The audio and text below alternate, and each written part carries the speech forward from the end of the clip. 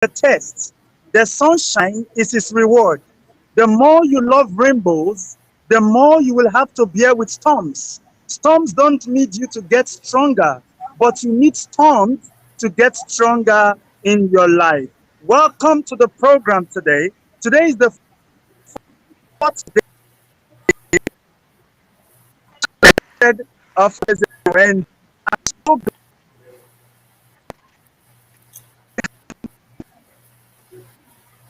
Jim Bright, all the way from the United States of America. I don't want to talk much about him. I will just give him the opportunity, let him introduce himself, and let our audience know about him. Welcome, Jim, to the program. Hey, well, thank you very much. It's a pleasure to be here. Um, yeah, I'm in sunny California, so it's a beautiful day here, beautiful spring day. And, my background basically for the last 44 years has been in the personal development field, primarily speaking, but also coaching. Um, I've presented over 5,000 seminars worldwide and written 15 books. And that's kind of my background in a nutshell.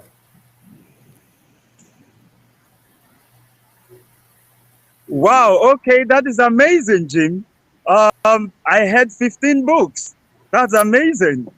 And Jim is a great speaker, and today he's going to share with us something about the storm. We've been talking about the storm for the past 4 days, about the storm and how it can impact your life and all of that. And today we are talking about converting the storm to stars.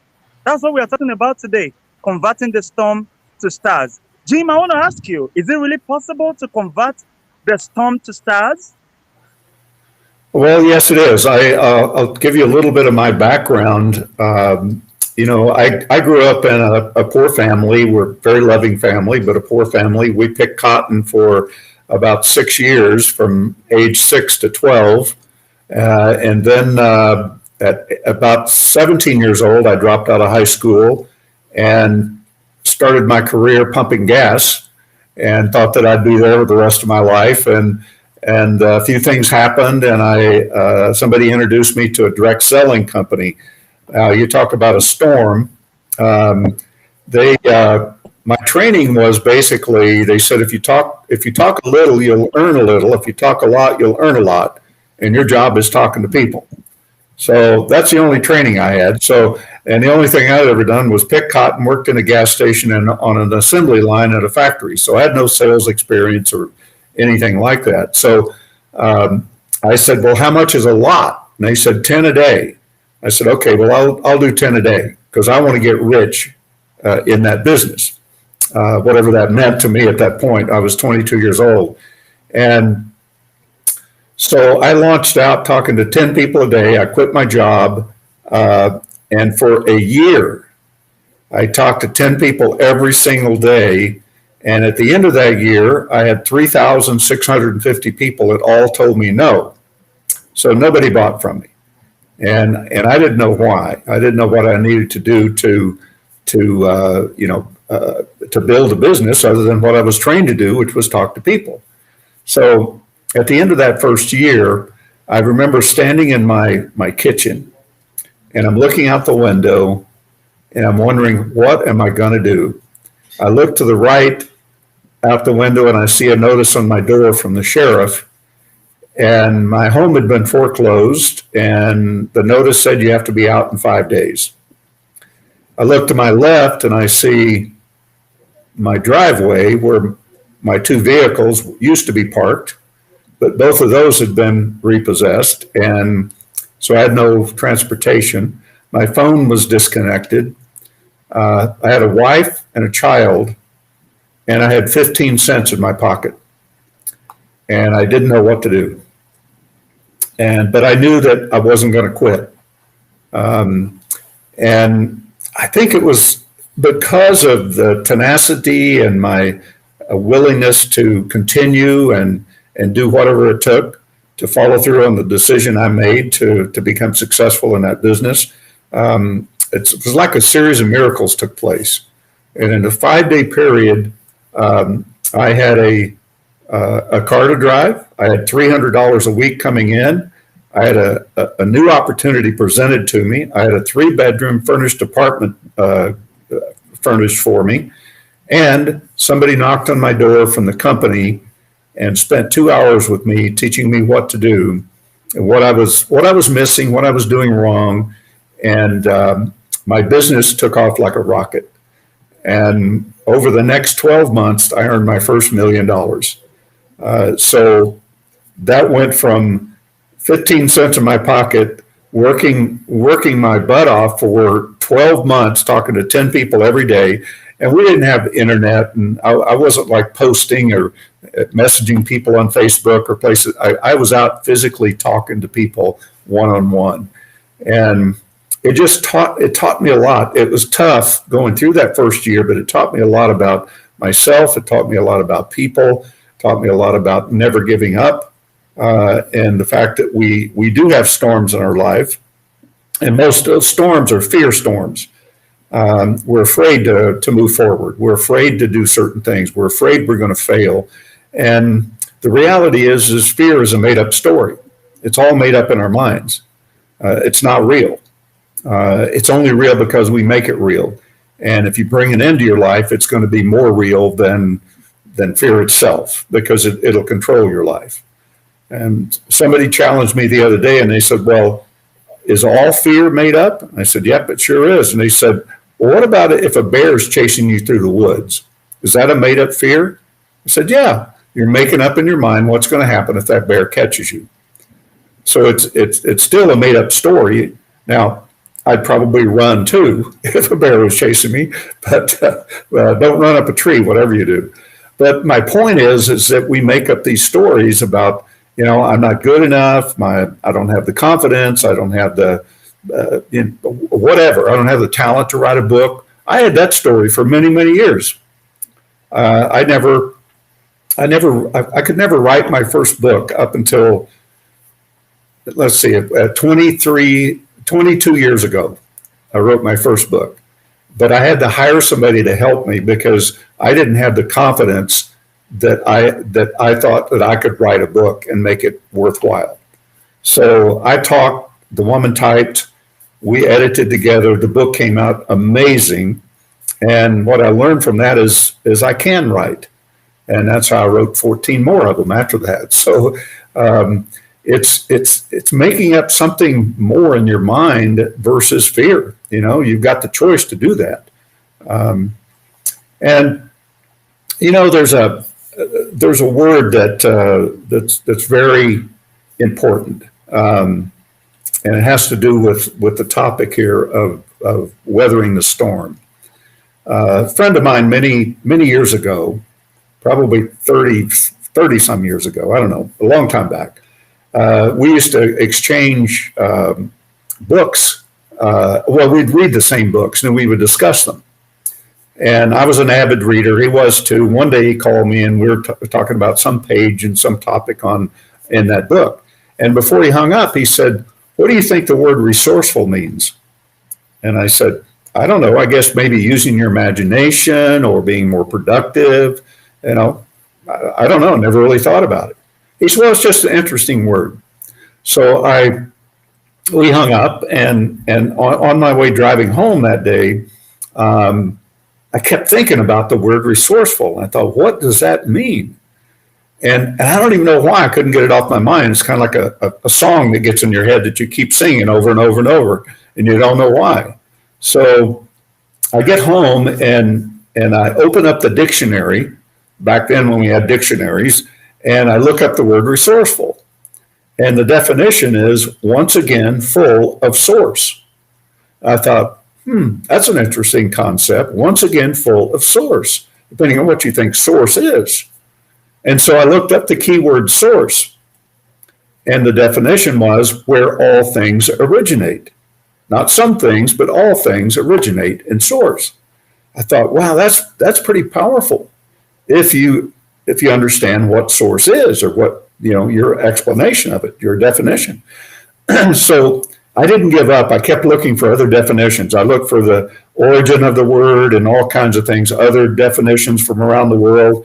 And I was in England presenting some seminars, and I was in this small village, and I see a sign on a back door.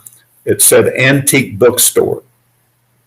So I go in the bookstore, and the first book I see is a dictionary, almost, I'd say probably 8 inches thick. And it was all tattered and torn. It looked like it, I don't know how old it was, but really old. And it said, do not open, do not touch. Well, I thought it meant for the people in the UK, so I went ahead and opened it, and I looked up, went to the S's, and I looked up the word source. And it had like a whole page of different things, the origin of the word and different definitions and things, but some that I'd already seen, but one popped out. Source that is defined as love. I went, wow, resourceful is once again full of love. Well, your only other option is to be full of fear. So if you fall in love with what it is you want to accomplish in life, or a project you're doing, or you're writing a book, or you're presenting a seminar, or whatever it is you want to accomplish, we get inspired by that. When we decide to do something, we get inspired. So we fall in love with that project. And the only other option is to fall in fear with it. So if all things originate in love, that when we fall truly in love with it and we make up our minds, we make a decision that nothing less than whatever it is you want to accomplish will do. Nothing else. We have to do that.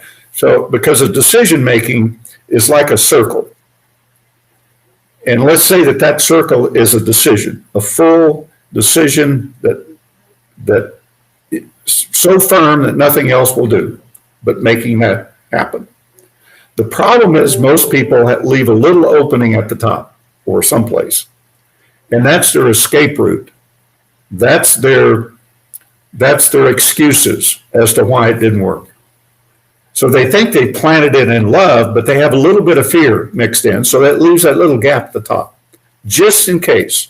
You say, well, I couldn't make sales calls because it rained. Well, last time I checked, it rained on everybody, and in fact, it would be better to make sales calls in the rain because everybody's in their office. So, but yet we use it as an excuse, things like that. So when you fall in love with what you want to accomplish, that's where it gets created. Now, I thought a little bit more about that, and I thought, wait a minute. Now, if all things originate in love, where does fear come from? And I thought, that's a problem. How could all things originate in love, but yet we have fear? Then it hit me. It's our ability to create. Fear is proof that we can create because we create that in our minds. We create fear in love. We fall in love with fear as an excuse. So we fall in love with that, and it's really love presenting you with the fear, saying, if you take care of this, you can have more of me. Take care of the fear, you can have more love in your life. So that's where letting go comes in. I have a program called The Power of Letting Go. And it's really powerful when you let go of things that stop you, when you let go of fear and remain in that space of where all things originate. And people say, well, it's hard to let go. I'm going, no, it's not. I've got this mouse in my hand here from my computer. Just because it's in my hand, does it mean I have to hold it in my hand for the rest of my life? And the answer is no. The people say, well, that'd be silly. So yeah, exactly. I can put it down. I can let it go. I can walk away from it. Yeah, we've all had things happen in the past. I've had things happen. You've had things happen. Everybody has things happen. But it's over. It happened in the past. You can't change that. And you have the power not to live there anymore. You've got the power to let go of that because it's not hanging on to you. You're hanging on to it, whether it's a failure you had in business or in a marriage or a health issue or a weight loss or a money issue, any of those things, you have the ability to let go of the things that's holding you back from having those. So that's kind of my philosophy of how you live your life. And the other thing too is somebody asked me the other day, well, how do you manage your time? Do you have a time management system? I said, yeah, I do. Um, I don't try to control things over which I have no control, because most people spend a good percentage of their time, probably way more than they think, probably 50% of their time trying to control things, mentally control things over which they have no control, trying to control other people, circumstances, whatever. Um, Only thing you can control is you in this moment. And this moment is where the action takes place. It's not tomorrow. It's not yesterday. It's not worrying about tomorrow, trying to control tomorrow. It's not worrying about the past, trying to control what already happened. It's it's staying focused on what you want to accomplish and asking yourself this. This is probably the most important success principle that you can utilize, and it's so simple. Um, Once you've decided what it is you want, then every action you take is going to move you toward that or away from it. Period. We don't live in a gray world. We live in a black and white world. It either is going to take you toward it or it's going to take you away from it. Somebody says, "Well, I want to lose weight and I'm on this really strict diet, but I stopped and had a hamburger today had a Big Mac." Well, is that taking you toward what you want to accomplish as far as your health and weight, or taking you away from it? Well, it was only one Big Mac this month. I go, okay, well, maybe that's not a problem, but is it taking you away from it or toward it? Which one? It's black and white. So we can look at our lives, and once we've decided that we want something, then every action you take is going to move you toward it or away from it. And I look at it kind of like, watch your emotions, observe yourself, and observe what you're feeling and thinking, and the actions you take based upon those feelings and those thought processes. It's like coming to an intersection in your automobile, and there's a sign that says right turn on red after stop. And I kind of look at our lives the same way. Every intersection, we should stop. Now, what's going to happen if you just proceed through that light without stopping? Well, you might make it through one time, two times, maybe three, but eventually you're going to have an accident. And the same holds true with our lives. We should look at it that way. Like every big decision is an intersection. Do I go right or do I go left? What's going to happen if I go this way or that way? So that's kind of how I live my life, and I'm very, very productive. I mean, I know my first book, it took me 14 months to write with help. My second book, 330 pages, and most of my books are about 300 pages, took me 30 days to write. And most of my books have been about 30 days, maybe 45. So it's getting focused, it's staying focused, and getting the job done, and not letting outside interference from here slow you down. Wow, wow, wow, wow. Friends, that was powerful. That's powerful. Jim Wright is what we call a veteran. He's somebody who has achieved so much. And when you have such a person speaking, a lot comes out. And that's why I had to keep quiet and it's just as if I'm drinking everything he's saying and receiving everything he's saying, because he has said so much within this time, so much. Somebody who is an author of 15 books, you can imagine. So, friends, if you have the privilege to be watching right now or to watch the replay, please, you can even take your notes and barrel and write down something, but make sure you get something, because this is a great opportunity to listen to this man. And this man is not always free. He's a very busy person. I remember I wanted to host him last year, and he didn't have the time.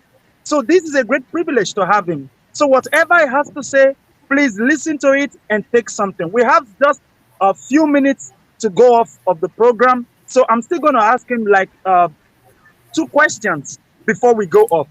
I want us to understand something, that a star is a fixed luminous point in the night sky, which is a large remote incandescent body like this. Take note of that. So while the storm signifies darkness, flood, pain, the star signifies light, beauty, glory, honor. So, Jim Bright, my question is this: when somebody is experiencing or facing that thing that is bringing pain, that thing that is bringing shame, that thing that is bringing darkness in his life, what can he do to turn that storm situation into a star situation where you have the light, where you have the beauty, where you have the glory, where you have the honor?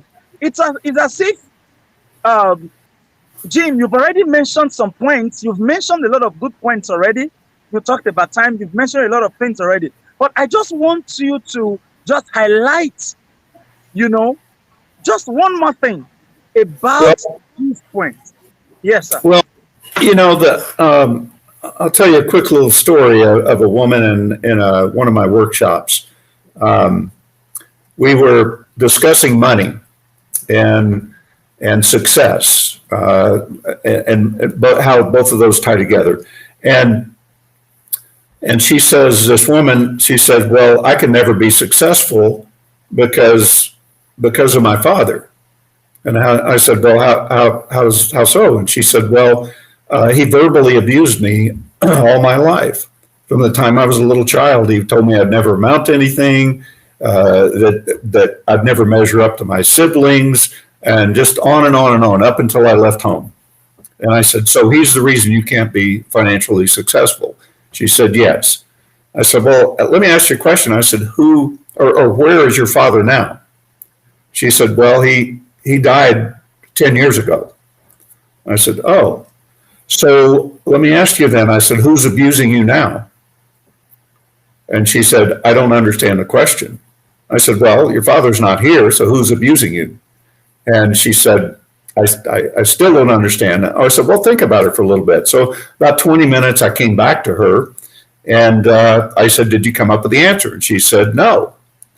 I said, "Okay, well, keep thinking about it." Well, I did this 3 times, and then the 4th time over, I said, "Did you figure out who's abusing you?" And she said, "You mean me? I'm abusing me?"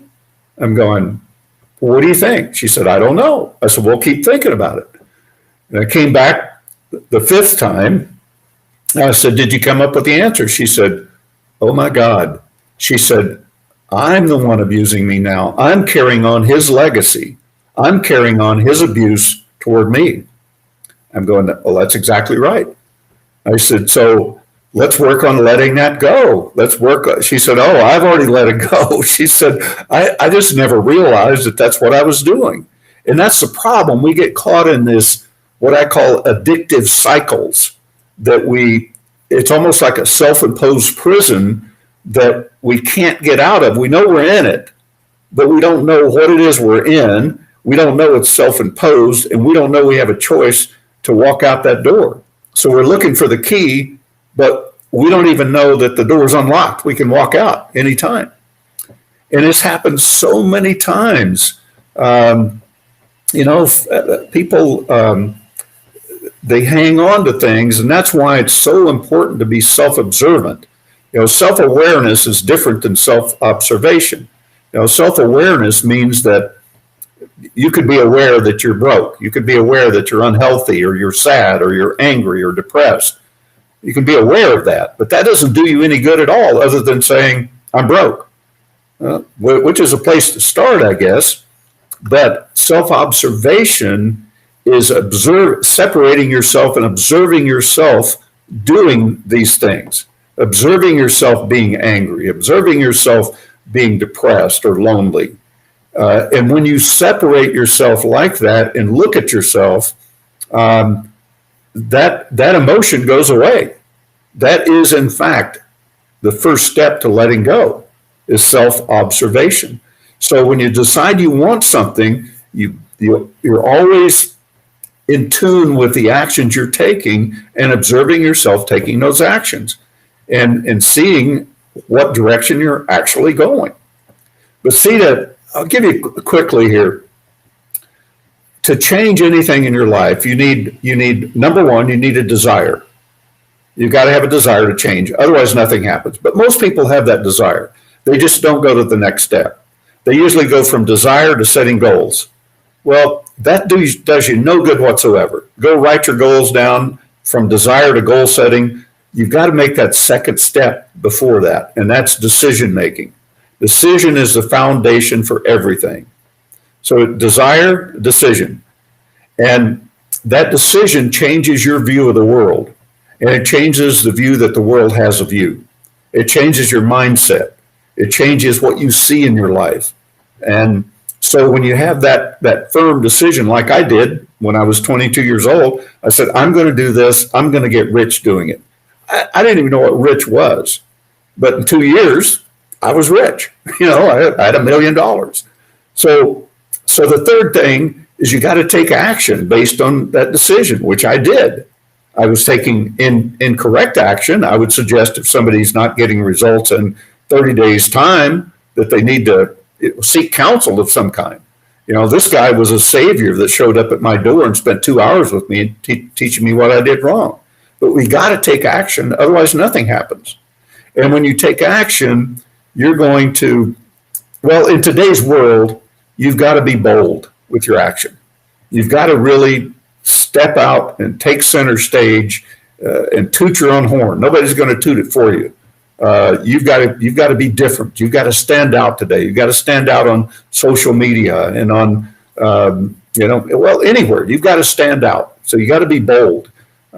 Instead of saying, well, I want to write a book someday, be bold and step up and get the job done. Or I want to become a speaker, but I'm a little bit nervous. Well, step up and do it more, and you'll get better at it. And so, but when you're taking action and bold action, you're going to experience some pain, guaranteed. My biggest fear ever in my whole life was speaking in public. Now, I've spoken in front of over 2 million people now, and it was probably at about 300,000 people that I'd been in front of when I finally lost my fear. But up to that point, every time I would get on stage, I'm pacing in the back room, waiting to go on stage. I'm nervous. I'm wondering, what do I say first? How do I get the audience's approval? How do I control the audience? Do I tell a joke? What do I do? And but I remember the day that I lost all my fear. And I never even gave it a second thought of what I was going to say first when I got on stage. And I never gave it a second thought about, can somebody ask me a question I can't answer? And if they do, I'm happy to say I don't know. But relating to what I teach and what I share, I would challenge anybody to ask me a question I can't give them the bottom line as to what caused that in their life. When you step on stage, and in life even, almost all of our negative experiences that we have come from two needs that we have as human beings: the need for approval and the need to be in control. That controls everything in our lives. And even the need to control, it's an underlying need for approval. So the greatest need that we have in our lives is a need to be accepted. Well, if you need acceptance, you don't get it. If you need to be in control, you're out of control. But if you let go of the need to control and let go of the need for acceptance, you get acceptance and you're in control. It's that simple. Just be yourself. Don't try to be something else that you're not. Because that's trying to control some situation that's not you. So, but when you step out and do things that are different for you, like stepping on stage or whatever, meeting a stranger, it's a bit uncomfortable, but you've got to endure that pain. And the reason that most people don't accomplish a lot in their lives is because when they say they want to do something, they have a desire to do it, but they aren't willing to accept that pain. In other words, they're going to weigh out the two options. a pain of changing or the pain of staying where I am, watching TV with a remote and a bag of chips, which one is most painful? Well, the chip, I kind of like chips and I like remote and I like TV. So that's less painful. I'll just stick there. They don't consciously say that to themselves, but you see that happening. Oh, I want to change. I'm willing to work hard. But then you call them up. What are you doing? I'm watching a little TV. So you've got to be willing to endure some pain of changing, because every income level and every personal level requires a different you. And to become somebody different, you got to endure a little bit of pain. That's simple. So, and the last step is really just never give up. Never give up. And well, in between there is that power of letting go too, because when you step out and you feel the pain, you got to make choices. You got to see yourself having that pain, and you're going to, okay, am I willing to endure that to get to this next step? And then never giving up. Just do it until once you make the decision, and we've all done it. We've all made decisions that we followed through with. We've all made decisions we didn't follow through with. So I just say in your life, take a close look at that, be very observant, and once you decide what you want to do, and great things will happen for you. Wow, wow, wow, wow, wow. Thank you so much, Jim Bright. That's so amazing. That's so powerful. Now, our time, it's fast spent. We just have a few more minutes. But please, I still have this question. Because over here in Africa, people wish a lot. They wish, and I've come to discover as I travel, I've been to 13 countries, and as I travel and interact with people, I realize that wishing does not take away the storm. Just wishing does not take away the storm. But over here in Africa, people wish so much. When there is a government in place and the government is not performing, there is no development, there's no transformation, people just sit down and they are wishing and they are wishing. There's so much wishing when you travel across this continent, in this part of the world. There's so much wishing in the land. Jim Bright, I want you to tell us something about that. Can wishing take away the storm? No. I remember an 8-year-old walking out of a seminar that I was doing years back, and he was with his mom. And so I stopped him at the door, and I said, so what did you get from the seminar? He said, what I got is wishes are for poor people, and decisions and goals are for rich people. And I think a lot of people wish things were different. They hope things are different. They're willing to sit back and let somebody else do it, and versus them getting involved. But, to change, we have to change. And we have to band together. And this time, it's a critical time on the planet right now. For people to band together and stand up for what's right, stand up for your freedom, stand up and do whatever you can do, whether it's volunteering at the local school board or, whatever it is, anything that you see that needs to be done, stand up and volunteer for it and make things happen. And that's happens all over the world. Here in America, we're so used to our freedom. We're so used to the lifestyle that we have. We're so used to just being able to come and go as we please. We're used to having food and the grocery stores. We're used to having fuel and everything convenient. We're used to that. And when you start seeing things happen that is potentially taking away your freedom, most people can't believe that. It's like, I can't believe that this is even happening. Well, it is happening. It's happening in all over the world right now. So I think we all need to stand up and fight for our freedom, whatever that means. taking part uh, to help move things in the direction we want to go.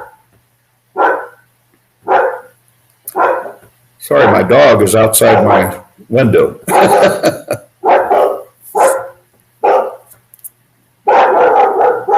Wow. Thank you so much, Bright. Thank you so much. Frank, you've heard what you said. You've got to stand up. So when something is happening in your community, you don't have to keep quiet about it and wish for somebody to come and do it.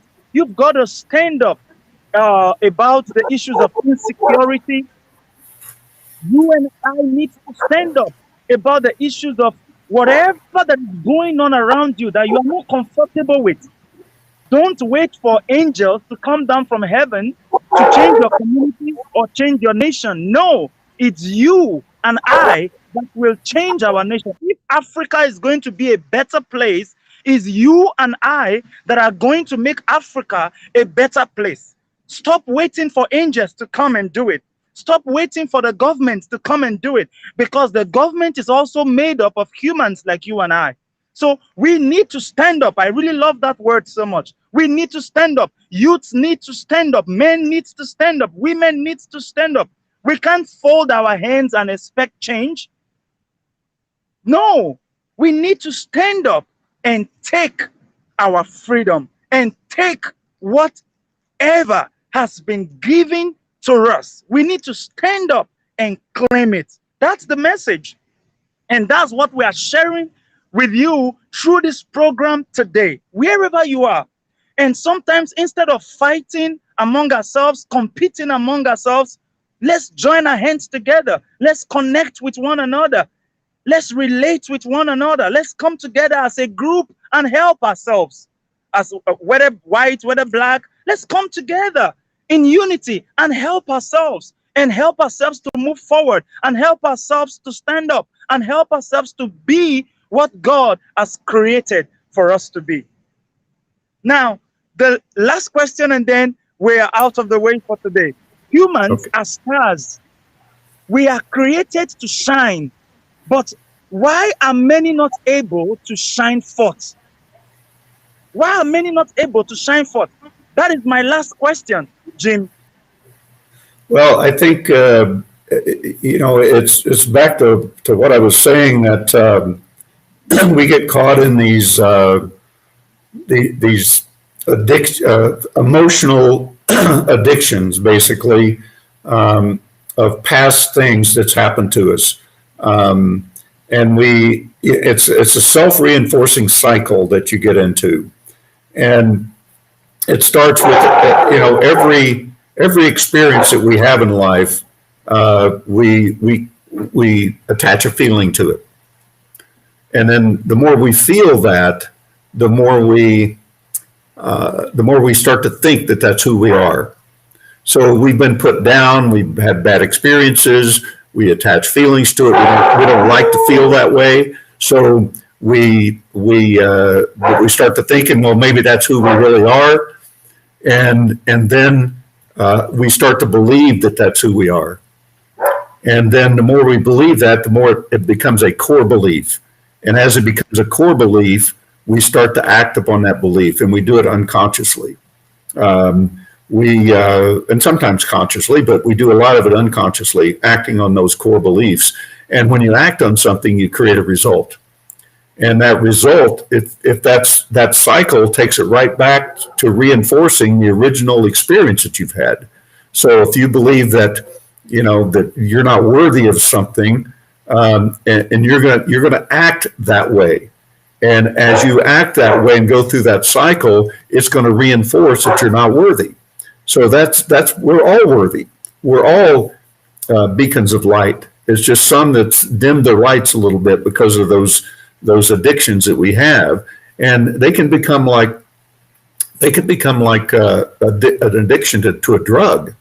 Because we just keep feeding it, just like a drug addict. They say, well, I'll just take a little bit. Well, that doesn't last very long when you take just a little bit of the drug, because you're going, oh, that's pretty good, I'll take some more of it. And the same thing with our emotional stuff is we get caught up in it and we lose confidence in who we are as human beings. We're powerful.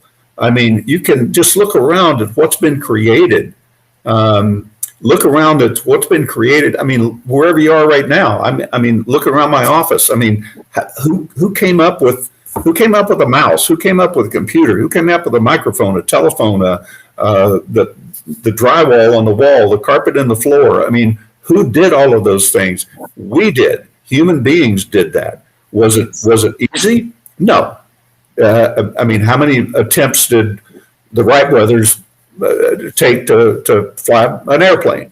How many attempts did Edison try to create the light bulb? I mean, thousands of attempts. And he said, well, he just figured out different ways it wouldn't work until he found out one that did. But you go through those attempts, but you just got to have the confidence in yourself to move forward, and the confidence that you are a leader. Everybody's a leader on this planet.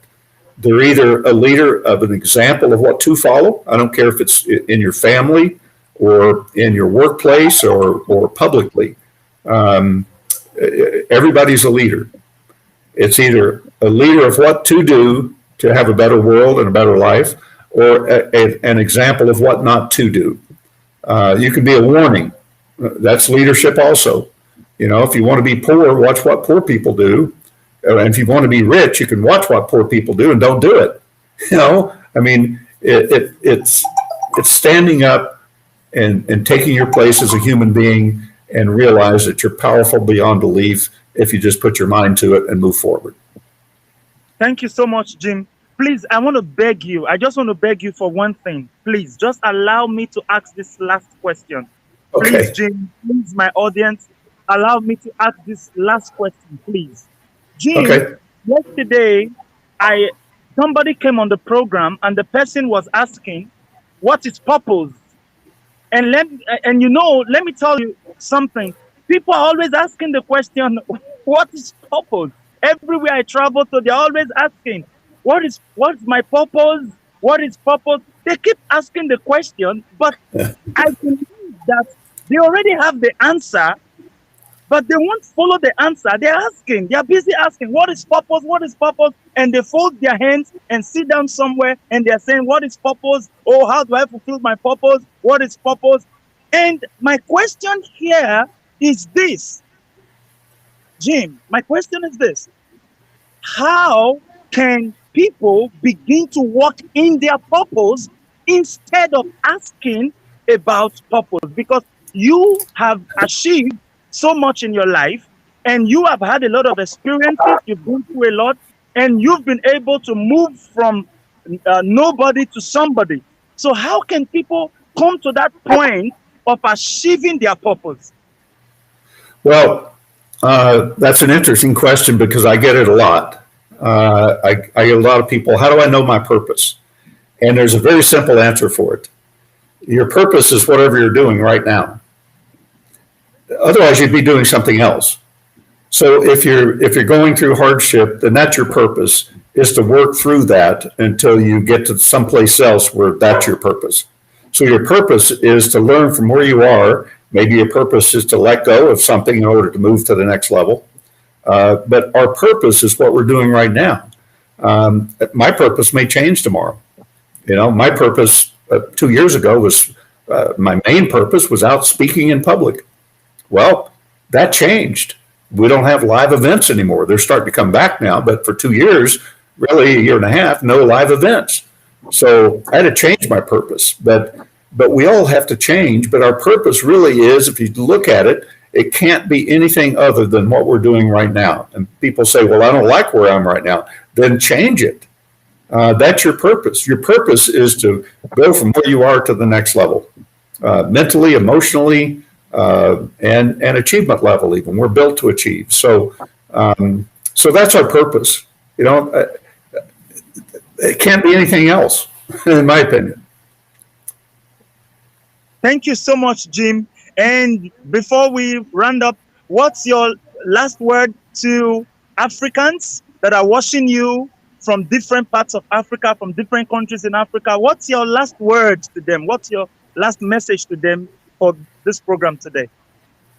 Well, I'd say, as I said it before, I'd say to learn to fall in love with what it is you want and keep yourself in that space, whether it's creating a better world or better life or more money or more accomplishments in certain areas, just to really start to observe yourself and fall in love with something, and then and realize when you're moving forward, you're going to meet with obstacles that's going to pull the string, trying to pull you out of that space. And it's up to you to keep yourself in that space.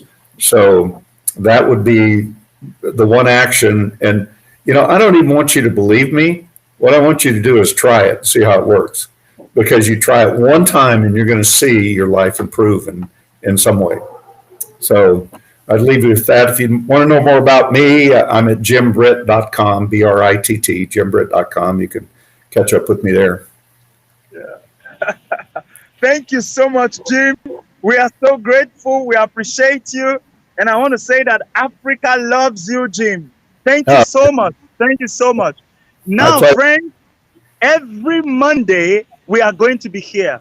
Every Monday. I'm not stopping anymore. No thing is going to stop me anymore. Every Monday, I'm going to be here, same time, same network. I'm going to be here every Monday to share with you. That's why I decided to round up this event on a Monday.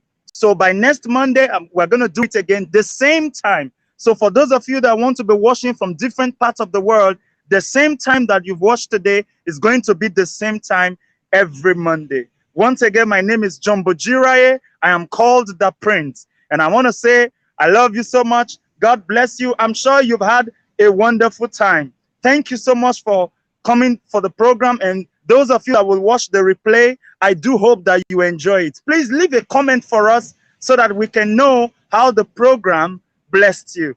Thank you so much. Thank you, Jim. And so with this, we say goodbye, everyone. Bye.